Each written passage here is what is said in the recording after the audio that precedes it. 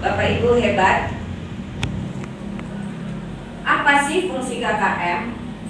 Fungsi KKM yang pertama adalah sebagai patokan yang jelas bagi guru untuk menentukan ketuntasan siswa dalam mengikuti mata pelajaran. Setiap KD dan indikator dapat diketahui ketercapaiannya berdasarkan KKM yang telah ditetapkan.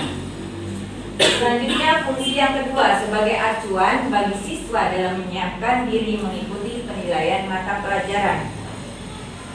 Fungsi yang ketiga dari KKM adalah digunakan sebagai bagian dari komponen dalam melakukan evaluasi program pembelajaran, keterlaksanaan, dan hasil program kurikulum dapat dilihat dari keberhasilan mencapai KKM sebagai tolak ukur.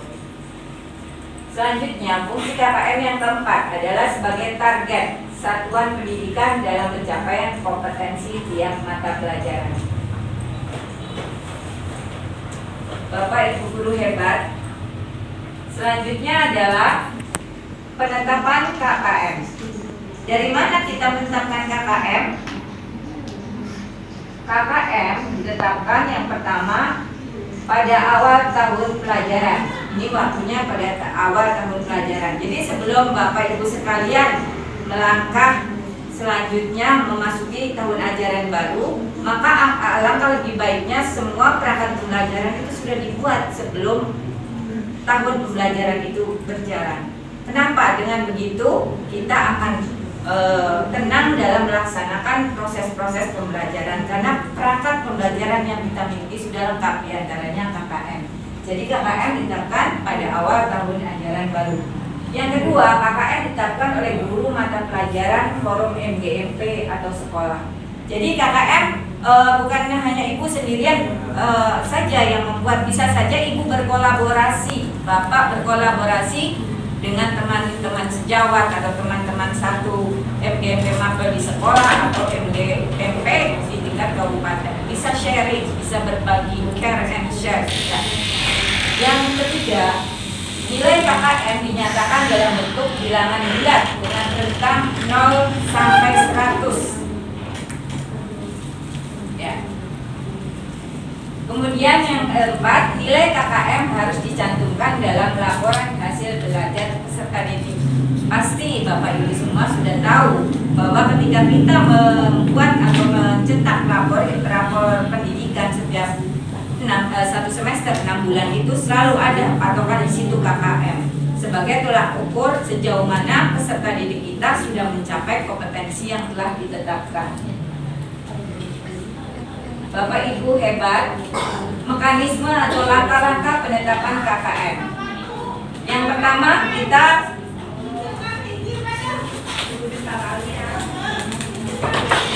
adalah melihat dulu mata pelajaran apa. Misalnya mata pelajaran PAI, maka kita lihat KD-nya apa.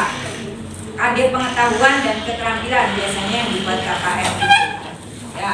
Setelah melihat KD-nya, baru dijabarkan lagi di dalam indikator. Jadi yang paling rendah indikator ya, paling bawah itu indikator berdasarkan KD berdasarkan mata pelajaran. Maka di situ nanti ada jenis KKM indikator, KKM kompetensi dasar, dan KKM mata pelajaran. Tentu saja diawali dari KKM indikator. Baru kita bisa mengetahui KKM kompetensi dasarnya apa. Baru setelah KD semua sudah dibuat KKM-nya, maka akan muncul satu KKM yang namanya KKM mata pelajaran. Setelah mata pelajaran baru nanti bisa sekolah menentukan ya KKM multi KKM atau bisa satu KKM, tapi kita di sini menggunakan multi KKM karena setiap mapel punya KKM masing-masing. Oke, kita lanjut. Kriteria penetapan KKM. Yang pertama, kita harus melihat dulu intak siswa. Intak itu adalah kemampuan siswa atau ketercapaian siswa pada masa saat sebelum kelas yang lalu, sekarang ini atau kelas yang lalu. Misalnya di kelas 7 KKM mata pelajaran bahasa Indonesia itu 75 berdasarkan intak siswanya. Jadi kemampuan siswanya itu 75. Nah, untuk di yang kelas 8 kalau bisa itu intake-nya harus naik, walaupun ya kalau di jabarannya emang naik, tetapi pada ketika diakumulatifkan biasanya nanti bulat lagi paling 76 jatuhnya ya. Selanjutnya adalah daya dukung. KKM itu juga harus di samping melihat kemampuan siswa pada masa lalunya, kita lihat daya dukungnya. Apakah di sekolah kita itu memenuhi sarana prasarananya, guru-gurunya, kemudian stakeholdernya seperti kepala sekolah, kemudian wakil kepala sekolah dan hal lain dan teknik lainnya. Sarana-sarana yang ada di sekolah termasuk pembiayaannya, pengelolaannya, itu semua adalah sangat menentukan dalam penentuan KKM. Selanjutnya adalah kompleksitas.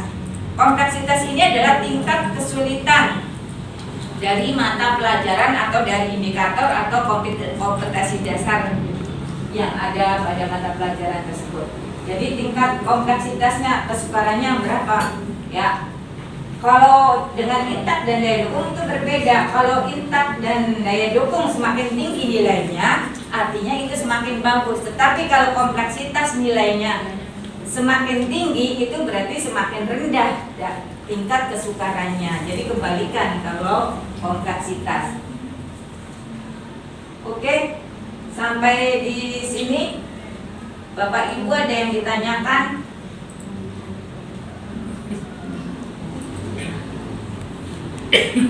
Dalam satu materi atau belum mencapai KKM, taruhlah dalam satu semester, bagaimana anak itu harus di remedial atau bagaimana tindakannya? Dalam satu semester? Misalkan KKM kita sudah tentukan misalkan 80, anak itu belum mencapai angka 80, jadi tindakan kita harus di remedial atau bagaimana? Ya, terima kasih Pak.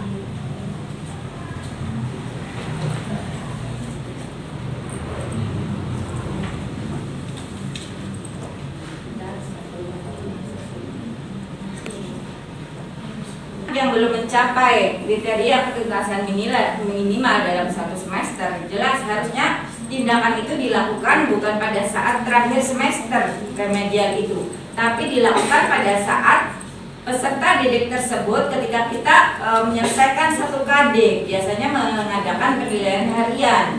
Nah, di situ kita akan ketahuan dari penilaian harian itu bahwa siswa tersebut belum mampu mengampu kompetensi dasar tersebut. Bapak bisa itu melakukannya ya, melakukan remedial. Nah, ini Pak. Jadi Bapak nanti bisa menetapkan KKM itu bukan mengada-ngada atau asal-asal, tapi benar-benar melalui langkah-langkah yang tepat. Begitu pula dengan adik-adik ya, yang dari ini yang semuanya itu calon-calon guru hebat. Jadi mata pelajaran apapun sama langkahnya seperti itu. Ya, analisis dan mencapai. Setiap selesai melaksanakan evaluasi, guru harus melakukan analisis pencapaian KKM, yaitu untuk melakukan analisis rata-rata hasil pencapaian siswa terhadap KKM yang telah ditetapkan pada setiap mata pelajaran. Tujuan analisis KKM yaitu mengetahui tingkat ketercapaian KKM yang telah ditetapkan. Dengan melakukan analisis akan diperoleh data antara lain KD yang dapat dicapai oleh 75-100% berapa dan seterusnya. Jadi ibaratnya itu daya serap ya. Manfaat analisis ya sebagai dasar untuk meningkatkan KKM pada setiap semester atau tahun berikutnya. Analisis pencapaian KKM dilakukan berdasarkan hasil pengolahan data perolehan nilai setiap siswa per mata pelajaran. Sekian, terima kasih. Assalamualaikum warahmatullahi wabarakatuh. Waalaikumsalam warahmatullahi wabarakatuh.